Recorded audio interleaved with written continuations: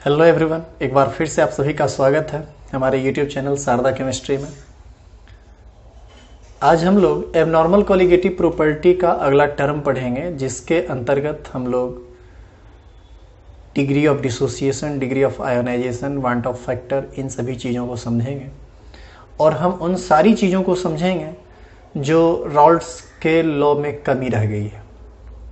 लेकिन लेक्चर शुरू करने से पहले कुछ ज़रूरी बात जो आपको बताना है। पिछले कुछ लेक्चर से बहुत सारे लोग कमेंट कर रहे हैं,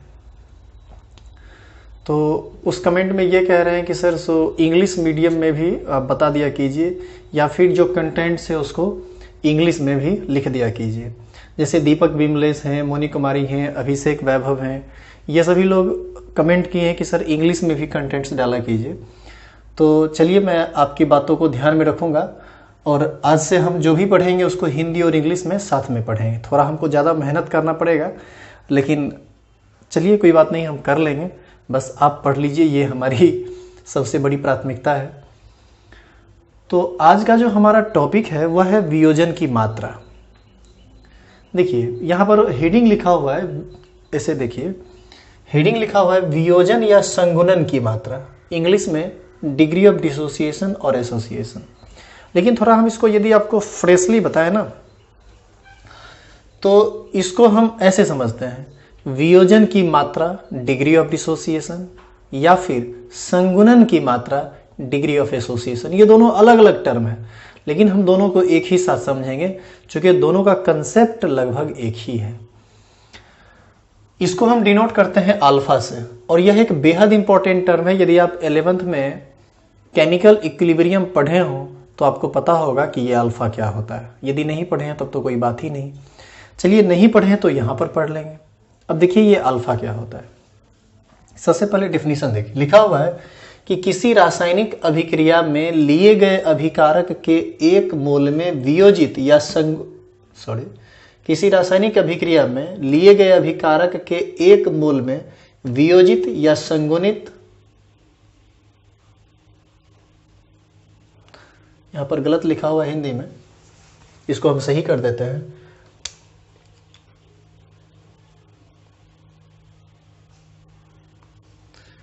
किसी रासायनिक अभिक्रिया में लिए गए अभिकारक के एक मोल से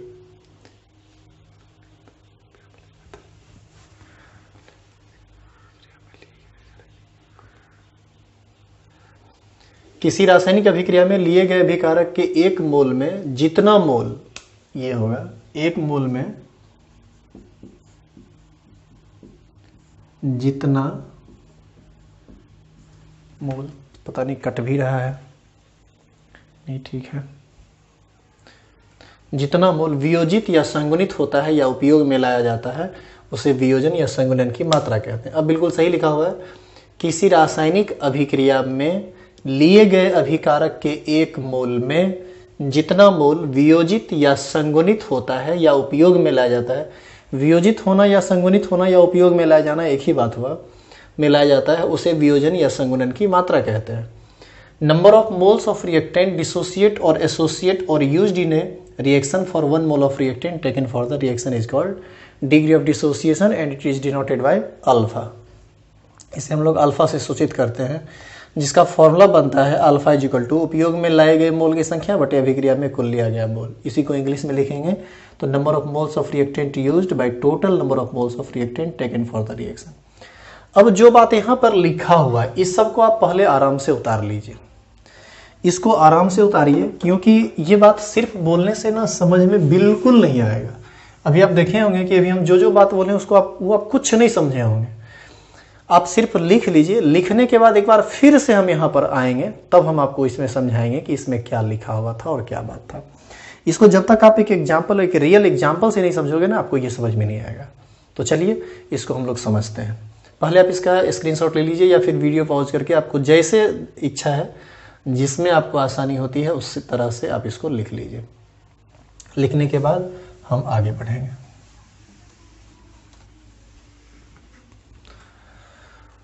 उम्मीद करते हैं अब तक आप लिख लिए होंगे, तो आगे बढ़ते हैं।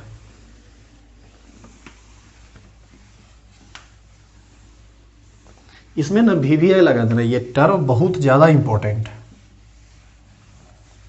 पता नहीं समझिएगा बढ़िया से, नहीं तो आगे कुछ नहीं समझ में आएगा इसमें क्या चल रहा है क्या हो रहा है।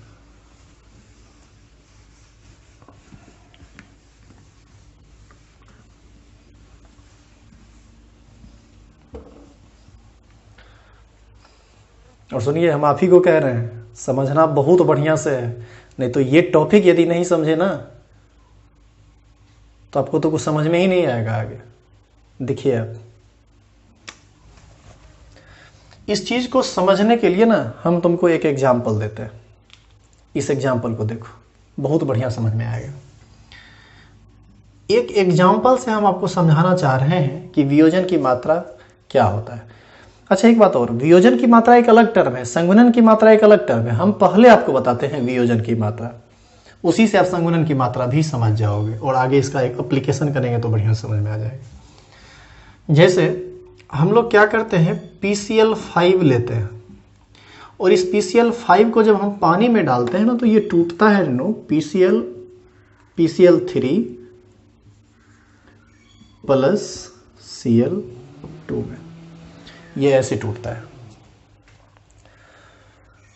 अब जिस समय तुम पानी में डाले PCl5, तो PCl5 जब तुम डाले हो तो उसका कुछ अमाउंट होगा ना जी, कि आप 2 मोल 3 मोल 10 मोल 20 मोल कुछ मात्रा तो होगी ना जो आप पानी में डाले हैं। मान लीजिए कि शुरू में आप PCl5 10 मोल डालें, तो ये टूटना तो रिएक्शन कहलाता है, अरे विलय ही है लेकिन टूट गया तो केमिकल रिएक्शन हो गया। तो शुरू में मतलब T बराबर 0 हम कह देते हैं। T बराबर 0 का मतलब होता है इनिशियल स्टेट, या फिर इसी को आप बिफोर रिएक्शन भी लिख सकते हैं। T बराबर 0 लिख दीजिए, या फिर यहीं पर आपको इच्छा हो तो ऐसे लिख दीजिए, इसको ऐसे लिख दीजिए, बिफोर रिएक्शन, ये 10 मोल है। अच्छा बिफोर रिएक्शन, अभी PCl5 आप लिए ही हैं, पानी में डालेंगे तब वो टूटेगा, और अभिक्रिया से पहले तो टूटा नहीं, तो इसको हम शुरू में क्या कहेंगे, 0। तो इस लाइन का ये मतलब हुआ कि PCl5 हम 10 मोल लिए हैं, पानी में डालने के बाद ये टूटेगा तो ये देगा, लेकिन अभी हम पानी में डाले नहीं हैं, तो ये 0 और ये भी कितना, 0। अब मान लीजिए कि इस 10 मोल PCl5 को हम एक गिलास पानी में डाल दिए या किसी बर्तन में डाल दिए जिसमें हमको विलियन बनाना है, तो जैसे ही आप पानी में डालोगे ये टूटना प्रारंभ करेगा ना, तो इसके मोल में परिवर्तन होने लगेगा, चेंज होने लगेगा मोल की संख्या, ये धीरे धीरे घटने लगेगा और ये धीरे धीरे बढ़ने लगेगा। स्टिचियोमेट्रिक कंसेप्ट से आप जानते होंगे कि इसका 1 मोल इसके 1 मोल और इसके 1 मोल को बनाएगा, इसका 2 इसके 2 इसके 2 को बनाएगा, इसका 5 इसके 5 इसके 5 को बनाएगा। तो जब ये चेंज करने लगेगा, तो मान लीजिए चेंज करने लगा 1-2 घंटा तक लगातार चेंज होते रहा, और चेंज होने के बाद हमने यह पाया कि जब अभिक्रिया रुकी तो ये 10 मोल में से 5 मोल खर्च हो गया था, तो खर्च को हम लोग माइनस से दिखाते हैं, -5 मोल। अब आपके दिमाग में आएगा कि सर जब आप 10 मोल लिए तो 5 मोल का है खर्च हुआ, 10 मोल लिए तो 10 मोल खर्च होता। अब यहाँ पर आपको एक नया बात सीखना चाहिए। अब आपको यहाँ पर यह सीखना है कि आप जो सोच रहे हैं कि हम 10 मोल डाले या 10 का 10 टूट गया, तो ऐसी कोई बात नहीं है। वो 10 का 10 टूट भी सकता है, वह 10 का 10 नहीं भी टूट सकता है, वह ज्यादा टूट सकता है, वह कम टूट सकता है। यह डिपेंड करता है केमिकल रिएक्शन पर, उसके नेचर पर, उसके केमिकल प्रॉपर्टी पर, बहुत सारी चीजों पर यह बात निर्भर करता है। तो हम यदि ये सोच रहे हैं ना कि हम 10 मोल डाले तो 10 का 10 खर्च हो गया, तो ऐसा कुछ नहीं है। हो सकता है कि 10 मोल डाले उसमें 5 मोल खर्च हुआ, इसका टूटने का जो कैपेसिटी था, आधा टूटने का कैपेसिटी था, पूरा का पूरा नहीं टूटा। तो बाबू यदि ये 5 मोल खर्च हुआ तो ये 5 मोल बनेगा, ये भी 5 मोल बनेगा, क्योंकि इसका 1 मोल इसके 1 को बनाता है, तो इसका 5 खर्च हुआ है, तो ये इसके 5 मोल को और उसके भी 5 मोल को बनाएगा। तो चेंज हुआ ना जी, ये 10 से 5 घट गया, इसमें ये 0 से 5 बढ़ गया, चेंज में ये बढ़ रहा है, इसलिए इसमें हम प्लस लगा दिए। तो शुरू में PCl5 10 मोल था, लेकिन जब परिवर्तन होने लगा तो हमने देखा कि 5 मोल ये घट गया और ये 5 मोल ये 5 मोल बढ़ गया। तो आफ्टर रिएक्शन PCl5 कितना बर्तन में बचा, सो बताइए। आफ्टर रिएक्शन ये बच गया, 10 में से 5 घट जाएगा, यानी कितना, 5 मोल। ये 0 + 5 मोल, और ये भी 0 + 5 बराबर कितना मोल, 5 मोल। तो अभिक्रिया के पश्चात बर्तन में PCl5 5 मोल बचा हुआ है, PCl3 5 मोल हो गया है, Cl2 भी कितना मोल हो गया है, 5 मोल हो गया है। तो अब जरा एक छोटा सा बात आप सोचिए कि हम शुरू में कितना लिए थे, थोड़ा इस पर आप गौर कीजिए। तो देखिए,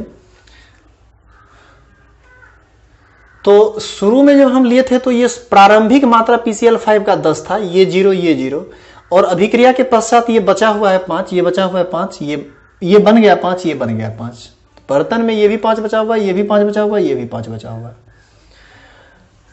अब समझिए बात को, ये 10 मोल में हम कितना खर्च कराए, 5 मोल। यदि आपका मन हो कि नहीं सर हम 5 मोल नहीं खर्च करना चाहते, हम 7 मोल खर्च करना चाहते हैं, हम थोड़ा ज्यादा खर्च करना चाहते हैं, चलिए कोई बात नहीं, आप क्या कीजिए, यहां पर -7 लिख दीजिए। तो -7 लिखिएगा तो ये +7, ये +7 हो जाएगा। कोई कहेगा कि सर हम 10 मोल लिए, उसमें 1 ही मोल खर्च कराना चाहते हैं, 1 मोल खर्च कराने के लिए यहाँ पर -1 लिखना पड़ेगा, तो यहाँ +1 यहाँ +1 होगा। लेकिन कोई ये कहेगा कि मेरा मन इतना है खर्च कराने का, तो आपके मन के हिसाब से विलय नहीं टूटेगा। विलय का अपना प्रकृति होता है टूटने का, वो कितना टूटेगा नहीं टूटेगा ये उस पर निर्भर करता है। तो ऐसी स्थिति में ये कितना टूटेगा ये एक प्रैक्टिकल बात है। हम तो अपने मन से ना मान लिए हैं कि 5। अच्छा, ऐसा नहीं हो सकता है कि हम 10 मोल लिए, 10 का 10 टूट जाए, तब तो यहाँ पर हमको -10 लिखना पड़ेगा, ये +10 लिखना पड़ेगा, ये +10 लिखना पड़ेगा। केमिकल इक्विलिब्रियम यदि आप पढ़े होंगे तो ये सब बात, इस तरह का जो थ्योरी है रिएक्शन से रिलेटेड, ये सब बात आप बढ़िया से सीखे होंगे, और नहीं भी सीखे तो आप यहां सीख लीजिए, हम आपको बता देते हैं। तो ये चेंज 10 लिए हैं तो 10 का 10 टूट सकता है, 9 टूट सकता है, 8 टूट सकता है, 1 टूट सकता है, आधा टूट सकता है, मतलब कम से कम भी टूट सकता है, ज्यादा से ज्यादा भी टूट सकता है। लेकिन कितना टूटेगा, 10 से ज्यादा नहीं टूटेगा, क्योंकि हम 10 लेवे किए हैं, मैक्सिमम 10 खर्च हो सकता है। तो अब आप हमको ये बताइए कि अभी जो हम खर्च करवाए इसको, ये कितना खर्च कराए, 10 में 5 ने खर्च कराए, या फिर यूं कहें कि यहां पर विलय जो है मतलब 10 लिए थे तो उसमें 5 खर्च हुआ, यानी आधा ही ना खर्च हुआ।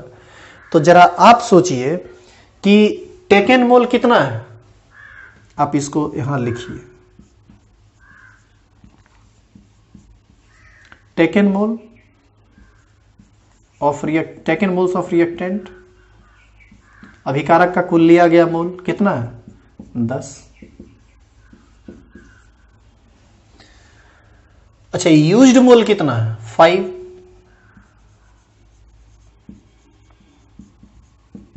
अच्छा, ये यूज्ड मोल 5 हम क्यों कहें, क्योंकि जो खर्च हुआ वही नहीं, जो यहां पर खर्च हुआ उसी को ना हम यूज्ड कहेंगे, जो टूटा वही नहीं यूज में आया। 10 था, जैसे देखिए 100 रुपया हमने आपको दिया, मान लीजिए कि आपने 50 खर्च किया, तो आपने उपयोग में तो 50 में ही ना लाया, तो जो आपने उपयोग में लाया उसी को हम खर्च कहेंगे। 50 रुपया तो अभी भी आपके पास बचा हुआ है। अच्छा, एक बात और, ये जो 10 में से 5 टूटा है, हमने आपको कहा कि ये कुछ भी टूट सकता है। मान लीजिए 100 लड़का को हम 100 रुपया देते हैं और हम उसको कहेंगे कि तुमको जो करना है सो करो, तो कोई क्या करेगा, 100 का 100 पॉकेट में रखे हुए रहेगा, कोई क्या करेगा 100 का 100 उधर से खर्च करके आ जाएगा, कोई 50 खर्च करके आएगा, कोई 25 खर्च करके आएगा, और वो उतना जो भी जितना खर्च करके आया है वो उसका अपना नेचर है, कोई खर्चीला स्वभाव का होगा, कोई कंजूस स्वभाव का होगा। उसी प्रकार विलय भी अलग अलग स्वभाव का होता है, अलग अलग नेचर का होता है, कोई पूरा टूटता है, कोई पूरा नहीं टूटता है, कोई अधिक टूटता है, कोई कम टूटता है, कोई आधा टूटता है, कोई बिल्कुल टूटता ही नहीं है। इस तरह की भी बातें होती है, यही सब बात आप इसमें सीखेंगे। तो अभिकारक का कुल लिया गया मोल कितना है, 10, तो टेकन मोल्स ऑफ रिएक्टेंट हम लिख दिए 10, खर्च कितना किए, 5। तो जरा सोचिए कि 10 मोल में खर्च हुआ 5, 10 मोल में खर्च हुआ 5, तो 1 मोल में कितना खर्च होता है। हम जब 10 मोल लिए तब खर्च हुआ 5, तो 10 में ना 5 खर्च हुआ, एक में कितना खर्च होगा, तो हम कहेंगे कि 10 मोल में खर्च हुआ कितना, 5 मोल। तो 1 मोल में कितना खर्च होगा बताओ, तो 1 मोल में खर्च होगा 5/10, ये आ जाएगा हाफ, ये आ जाएगा 0.5, यानी 1 में आधा खर्च होगा। और 1 मोल में जितना खर्च होगा वही कहलाता है अल्फा, यानी इसके अल्फा का वैल्यू हो जाएगा 0.5। तो अल्फा जब भी डिफाइन होता है, वियोजन की मात्रा जब भी डिफाइन होता है ना, तो 1 मोल पर डिफाइन होता है। कोई मैटर नहीं करता है कि शुरू में आप 10 लिए, 20 लिए, 30 लिए, 40 लिए, जितना लिए ले लीजिए, जितना खर्च हुआ देख लीजिए और कैलकुलेट करके निकालिए कि 1 पर कितना खर्च हुआ।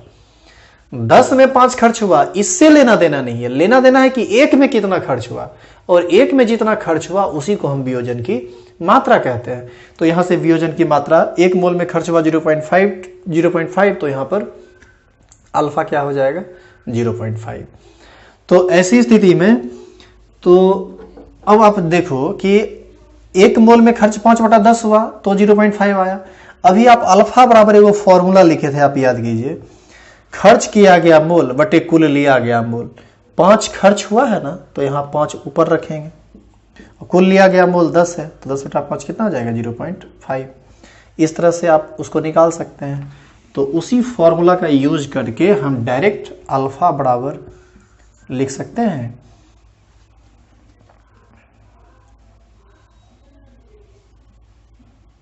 यहां पर था ना formula, number of moles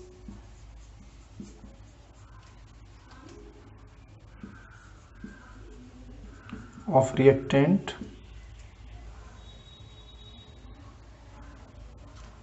used by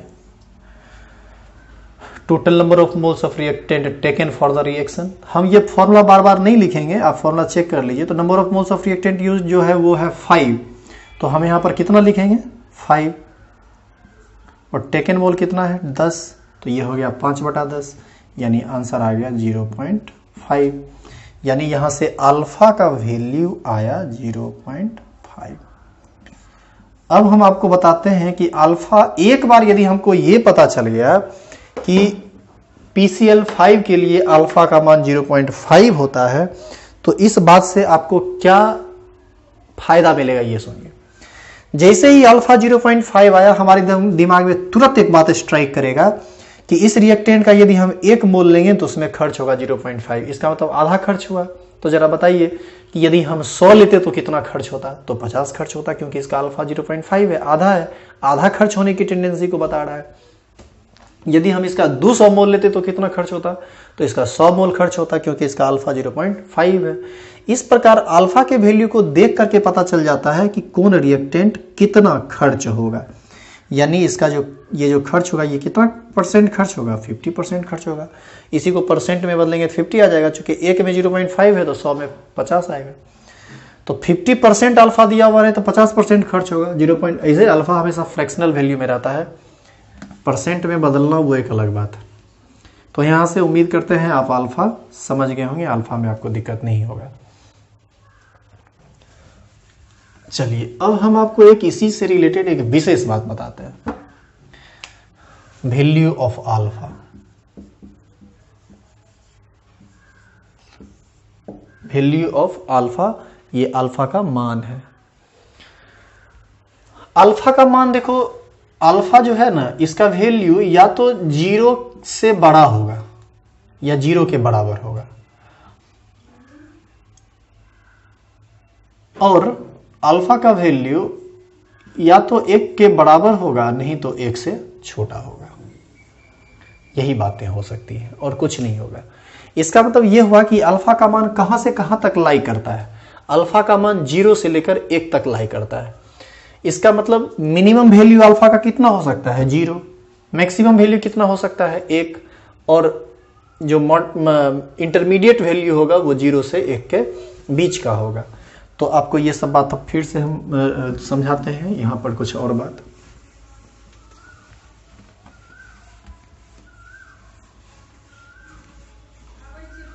देखो,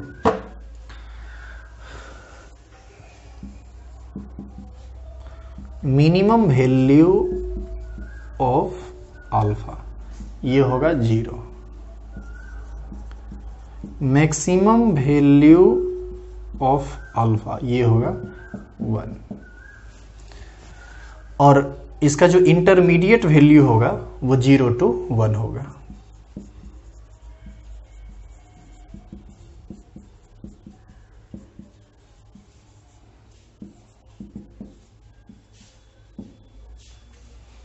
इस तरह से अब हम आपको इस तीनों बात का मतलब समझाते हैं कि मिनिमम वैल्यू का मतलब क्या हुआ, मैक्सिमम वैल्यू का मतलब क्या हुआ, इंटरमीडिएट वैल्यू का मतलब क्या हुआ। Minimum value alpha 0। अच्छा ये बताओ, अल्फा बराबर भी तुमको आया था ना 5/10, तब तुमको ये 0.5 आया। तो ये इस तीनों के किस क्राइटेरिया में आता है? थर्ड में आया 0.5, क्योंकि ये 0.5 0 और 1 के बीच का है। तो 0.5 आया, तो शुरू में हम लिए थे 10, खर्च हुआ 5। इसका मतलब ये हुआ कि अभिक्रिया हुआ लेकिन पूरा नहीं हुआ। इसका मतलब हुआ कि इनकम्प्लीट रिएक्शन हुआ। रिएक्शन इनकम्प्लीट का मतलब हुआ कि 10 लिए, 5 खर्च हुआ, 5 अभी भी बचा हुआ है। मैक्सिमम वैल्यू ऑफ अल्फा 1, इसका मतलब क्या हुआ? सो देखो, ये 0.1 कब आएगा? ये उपयोग में लाया गया मोल 5 है। यदि 10 मोल लिए और 10 का 10 खर्च हो जाए तो उपयोग में लाया गया मोल 10, लिया गया मोल 10, 10/10 कितना हो जाएगा? 1। तब ना ये मैक्सिमम वैल्यू आएगा। 10 में ये 11 तो कभी नहीं हो सकता, क्योंकि हम लिए 10 तो 11 कैसे खर्च होगा? तो मैक्सिमम आप यहां पर 10 ही रख सकते हैं, तो ये 1 आया। तो 10 में 10 खर्च हुआ तब अल्फा का मान 1 आएगा। तो ऐसी स्थिति में हम कह सकते हैं कि ये 1 तब आएगा जब जितना लिए उतना खर्च हो जाए, और जितना लिए उतना खर्च हो जाए इसका तो मतलब ही होता है कंप्लीट रिएक्शन। तो ये कंप्लीट रिएक्शन को इंडिकेट कर रहा है। अल्फा का मान 0 कब आएगा? जब खर्च किया गया मोल 0 हो, लिए 10 खर्च हो भी नहीं किया, खर्च 0 हो गया। तो 0/10, 0/10 करेंगे तो कितना हो जाएगा? 0। इसका मतलब यदि अल्फा का मान 0 है, it means reaction does not occurs, reaction हुआ ही नहीं। तो ऐसी स्थिति में इसमें हम कहेंगे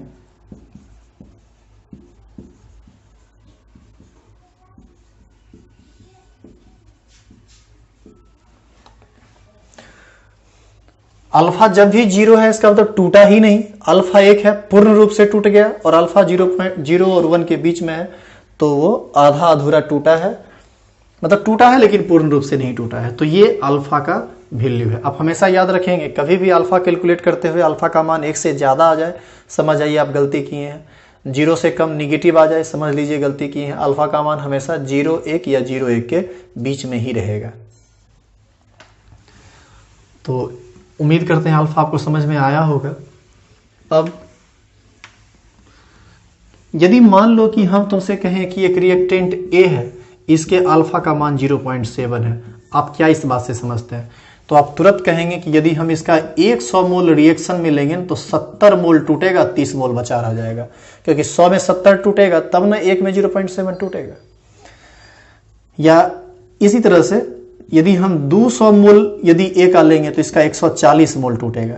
मतलब जब भी टूटेगा वो तो 1 में 0.7 टूटेगा, तो 100 में कितना टूटेगा आप अपने से निकाल लीजिए, 200 में कितना टूटेगा, यही इसका मान होगा। तो अल्फा का मान 0.7 है, इसका मतलब 70% डिसोसिएशन हुआ। अल्फा का मान 0.6 है, इसका मतलब 60% डिसोसिएशन हुआ। अल्फा का मान 0.5 है, इसका मतलब 50% डिसोसिएशन हुआ, यानी जितना लिए उसका आधा टूटेगा। तो अल्फा यहां से अल्फा का वैल्यू हमको इस चीज की जानकारी देता है कि सॉल्यूट कितना परसेंट डिसोसिएट कर रहा है, उसका फ्रैक्शनल डिसोसिएशन वैल्यू कितना है। हालांकि अल्फा का जनरली मान फ्रैक्शन में हम रखते हैं, क्योंकि ये 1 मोल पर डिफाइन होता है। परसेंटेज में उसको बदल दिया जाता है आराम से समझने के लिए। तो उम्मीद करते हैं कि आपको यह बात समझ में आ गया होगा। यदि समझ में नहीं आया हो तो आप जरूर बात करेंगे, तो फिर आपको हम और डिटेल में बता देंगे। तो अब आप अल्फा समझ चुके हैं। अल्फा बराबर क्या होता है? खर्च किया गया मोल बटा कुल लिया गया मोल, जिससे 5/10 भी आया था। अच्छा, एक छोटा सा क्वेश्चन है, एक छोटा सा मतलब एग्जाम्पल और एगो लिख लो, और इसको तुम खुद से निकालना।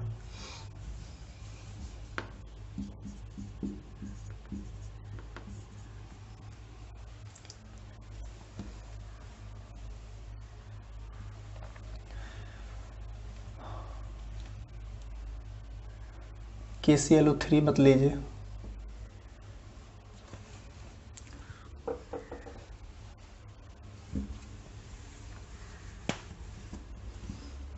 इसी पर समझिए आप। PCl5 PCl3 प्लस Cl2 में टूटता है। यदि t बराबर 0 पर हम ये एक सॉल है तो ये शुरू में 0, ये 0। हम कहते हैं कि इसका चेंज हुआ है 40 से, तो बताइए इसका अल्फा क्या होगा। तो ये होगा +40, ये होगा +40। आफ्टर रिएक्शन ये कितना बचेगा, ये बचेगा 100 - 40 बराबर 60, ये 40, ये 40। अल्फा कैसे निकालेंगे, खर्च हुआ 40 और लिए कितना 100, तो ये 4/10 होगा यानी 0.4 होगा। इस तरह से आप कहीं भी अल्फा निकाल लीजिए, सिर्फ देखिए कि लिए कितना खर्च कितना हुआ, इस सबसे कोई मतलब अभी नहीं है। लेकिन फिर हम इतना लिखते क्यों हैं, क्योंकि आगे आपको इसका जरूरत पड़ेगा। तो ये अल्फा निकालने का तरीका हुआ। अब आप समझिए इसी टॉपिक का एक और इंपॉर्टेंट और नया टर्म, वांट हॉफ गुणक।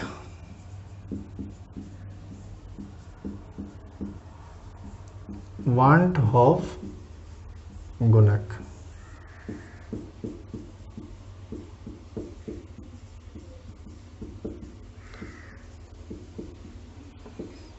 वांट हॉफ्स फैक्टर, इसको स्मॉल आई से डिनोट किया जाता है। देखिए ये सब चीज हम क्यों पढ़ रहे हैं, रॉल्स के नियम के अनुसार कुछ कुछ चीजें गलत हो गई थी, उसी गलत चीजों को सही करने के लिए हम 2-3 बेसिक टर्म पढ़ेंगे और हम आपस में सब थ्योरी को आपस में जोड़ देंगे, देखिएगा वो तुरंत सही हो जाएगा। उसको समझने के लिए इसको समझना बेहद जरूरी है। तो अब हम लोग पढ़ेंगे वांट हॉफ गुणक, वांट हॉफ फैक्टर। तो इसको भी आपको हमको हिंदी और इंग्लिश में लिखना पड़ेगा, हम इसको लिख देते हैं, फिर आप अपना उतार लीजिएगा, फिर टाइम लगेगा उसमें।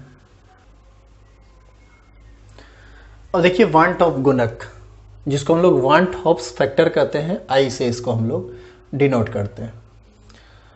ये जो टॉपिक है इसको भी आप, इसकी जो परिभाषा है ना, इसको भी आप डायरेक्ट नहीं समझ सकते हैं।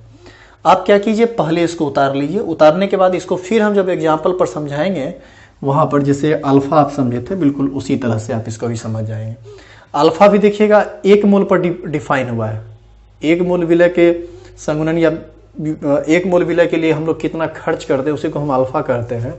उसी प्रकार वांट ऑफ गुणक 1 मोल विलय के संगुणन या वियोजन के पश्चात बने हुए कुल मोलों की संख्या को वांट ऑफ गुणक कहते हैं।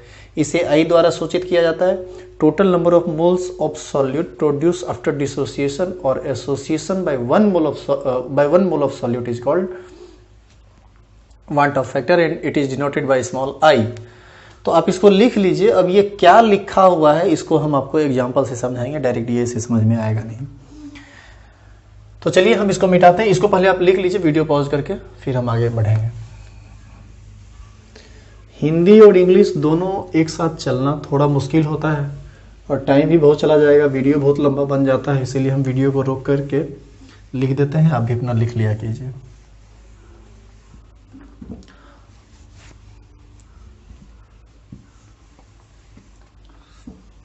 देखो फिर से इसको आप एक एग्जांपल से, सेम एग्जांपल से समझिए। आप मान लीजिए कि यही PCl5 है,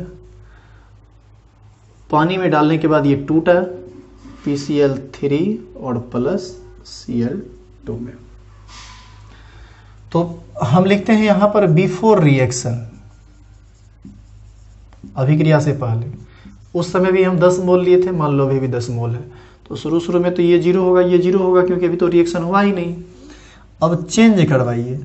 चेंज उस समय हुआ था ना -5 से, अभी भी -5 से करा दो, तो ये बनेगा +5, ये बनेगा +5। तो आफ्टर रिएक्शन ये हो जाएगा 10 - 5 बराबर 5 मोल। ये हो जाएगा 0 + 5 बराबर 5 मोल। और ये भी हो जाएगा 0 + 5 बराबर 5 मोल। ठीक है।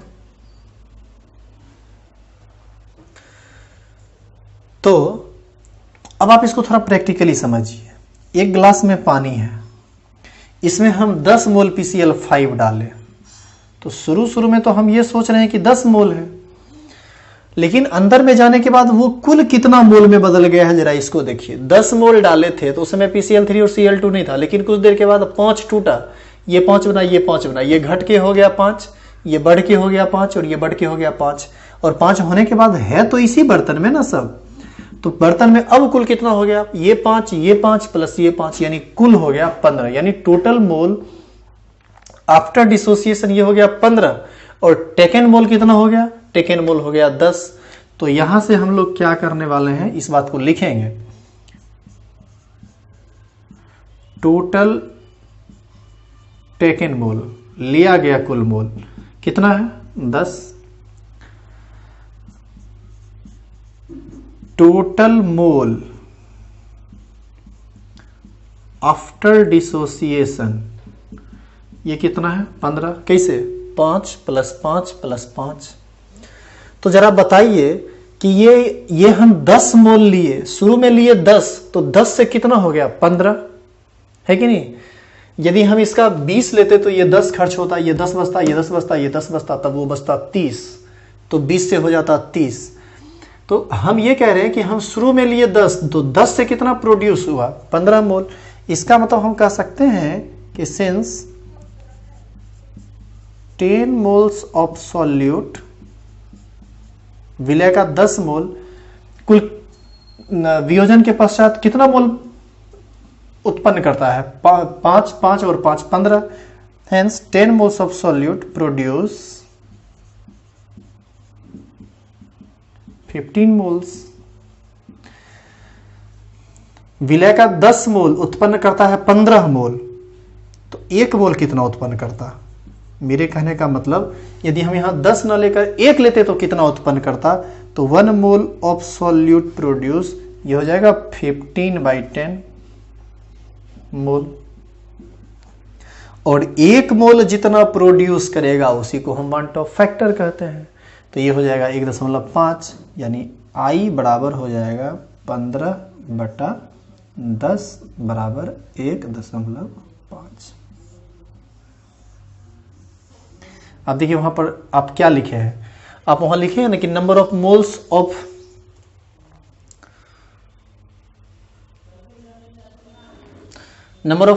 ऑफ सॉल्यूट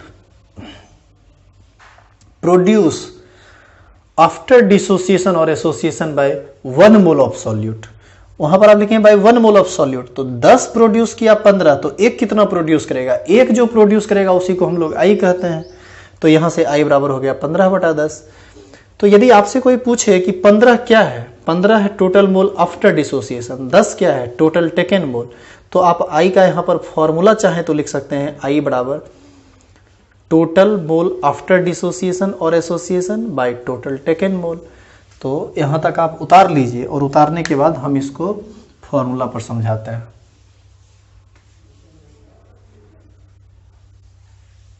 इसको उतार लीजिए आप।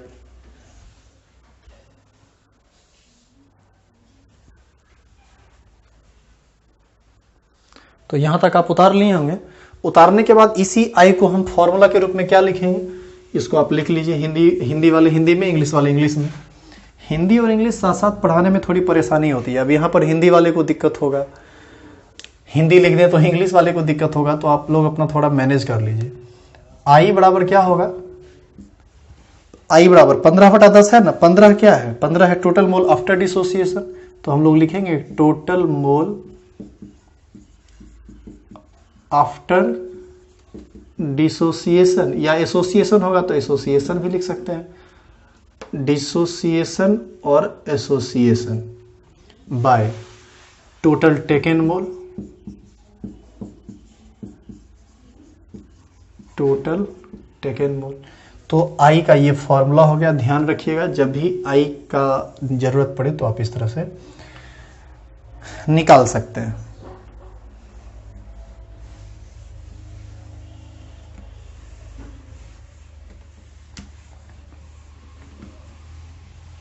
जैसे एक एग्जांपल आप देखिए, सेम एग्जांपल आप देखिए, जैसे PCl5 है, ये टूटेगा PCl3 प्लस Cl2 में। यदि हम आपको कहें कि t बराबर 0 पर हम ये 1 मोल लिए हैं, तो ये शुरू में 0, ये 0। यदि ये चेंज हो जाए 0.5 से, तो ये बनेगा 0.5, 0.5। तो आफ्टर रिएक्शन ये कितना बचेगा? ये बचेगा 1 माइनस 0.5, ये बचेगा 0.5 और ये बचेगा 0.5। तो टोटल मोल आफ्टर, ये घट के हो जाएगा 0.5। तो टोटल मोल आफ्टर डिसोसिएशन कितना हो जाएगा? 0.5 प्लस 0.5 प्लस 0.5, ये हो जाएगा 1.5। और टोटल टेकन मोल कितना है? 1। तो I बराबर हो जाएगा 1.5/1 यानी 1.5। तो देखो, ये जरूरी नहीं है कि I हमेशा 1.5 ही आएगा। हम हमेशा PCl5 पर काम कर रहे हैं तो एक टाइप का डाटा आ रहा है। हो सकता है ये एक में 0.7 खर्च हो जाता तो वैल्यू अलग होता। तो हम ये बोले कि यदि आपको I निकालना हो ना, तो I निकालने के लिए सबको जोड़ के ऊपर लिख दीजिए और लिया गया मोल से भाग दे दीजिए, तो वहां से I निकल जाएगा। अब I को जो है, अब हम आपको अल्फा के टर्म में समझाते हैं कि अल्फा के टर्म में I कैसे निकलता है।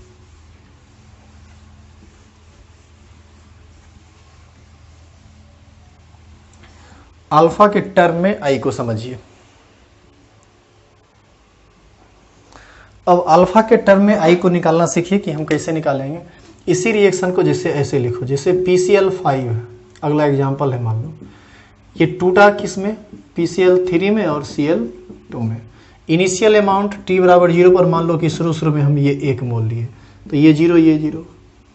1 में जो खर्च होता है वही ना अल्फा कहलाता है। तो इसको हम चेंज को यदि हम अल्फा लिखें तो कोई दिक्कत है? 1 में हम 0.5 खर्च करते तो 0.5 ही अल्फा कहलाता। यानी 1 में जो खर्च होता है हम उसको अल्फा कहते हैं, तो यहाँ अल्फा लिख दिए। ये हो जाएगा प्लस अल्फा, ये हो जाएगा प्लस अल्फा। तो बताइए टाइम t पर या आफ्टर रिएक्शन ये कितना बचेगा? ये बचेगा 1 माइनस अल्फा, ये बचेगा अल्फा और ये क्या बचेगा? अल्फा। तो total mole after dissociation, total mole after dissociation ये कितना होगा? ये हो जाएगा 1 minus alpha plus alpha plus alpha. Alpha से अल्फा कट जाएगा, ये हो जाएगा 1 प्लस अल्फा, होगा ना। और टोटल टेकन मोल कितना है? 1। तो टेकन मोल कितना हुआ? टेकन मोल हो गया 1। तो I बराबर यहां पर क्या निकलेगा? I बराबर यहां पर हो जाएगा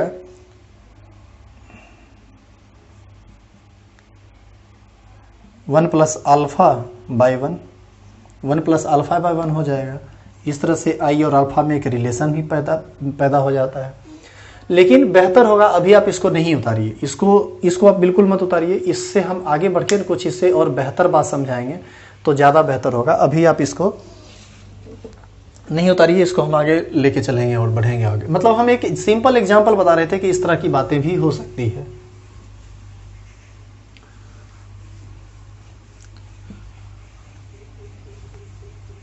इसको हम ऐसे ही बताए हैं, इसको आप उतारिएगा नहीं। चलिए, तो अभी आप I बराबर निकाले थे ना 15/10, अगेन करके लिखिए। अब बोर्ड यहाँ लंबा नहीं है, हमको बार बार मिटाना पड़ता है और बहुत सारी बातें होती है कि बोर्ड के ऊपर चली जाती है, तो इसको थोड़ा नीचे कर लीजिए आप।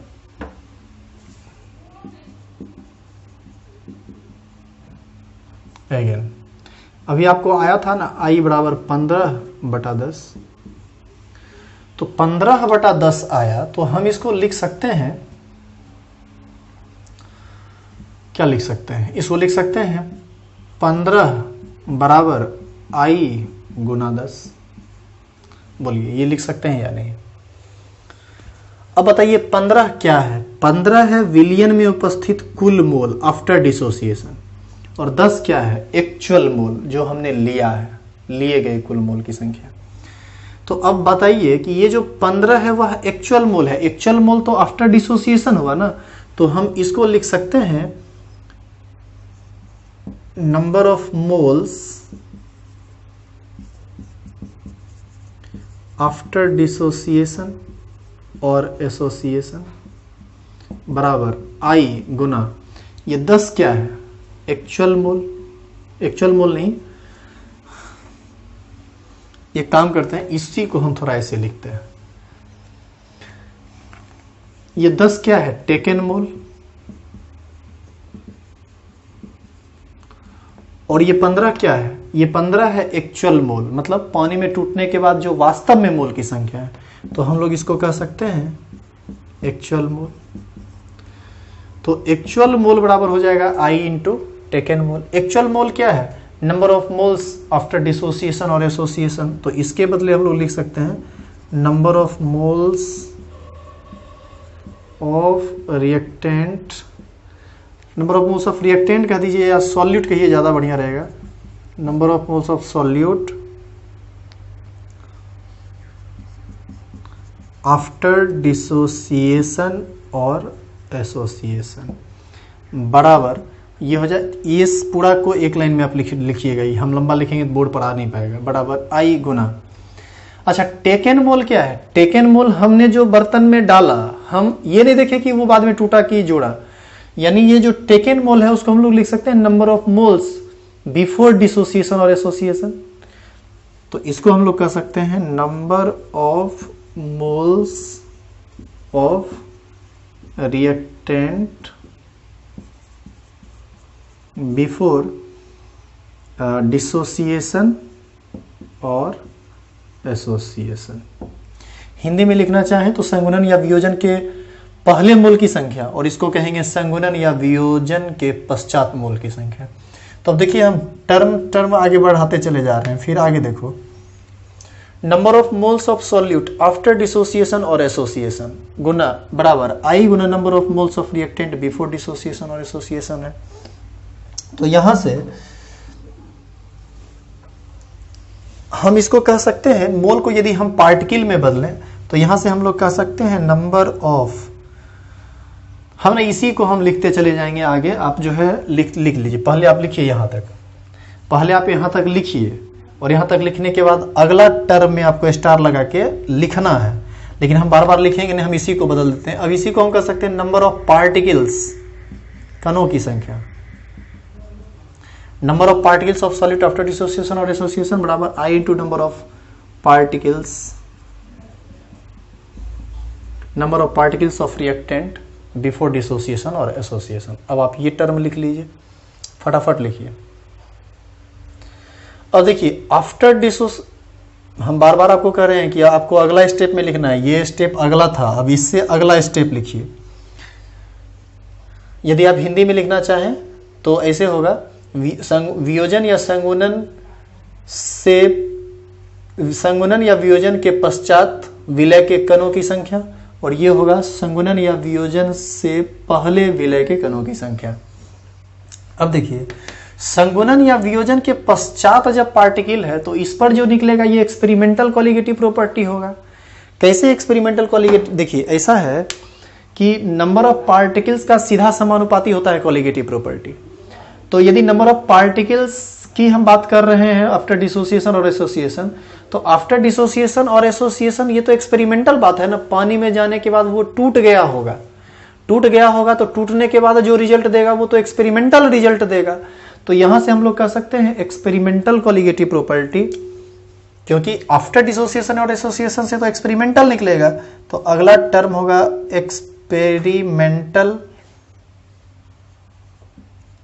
एक्सपेरिमेंटल कोलिगेटिव प्रॉपर्टी बराबर I Guna number of particles of reactant before dissociation और एसोसिएट। यानी मेरे हाथ में जब था उसी समय यदि हम लिए तब वो भी डिसोसिएट और एसोसिएट नहीं किया, यही तो काम रॉड्स ने किया था। तो ये कैलकुलेटेड, यहां से जो कोलिगेटिव प्रॉपर्टी निकलेगा इस पार्टिकल से वो कैलकुलेटेड निकलेगा। तो ये हो जाएगा I into calculated colligative property. तो इधर से निकला एक्सपेरिमेंटल कोलिगेटिव प्रॉपर्टी बराबर I Guna calculated colligative property. अब देखिए जो चीजें गलती हुई थी वो सब अब यहां से सही हो जाएगा।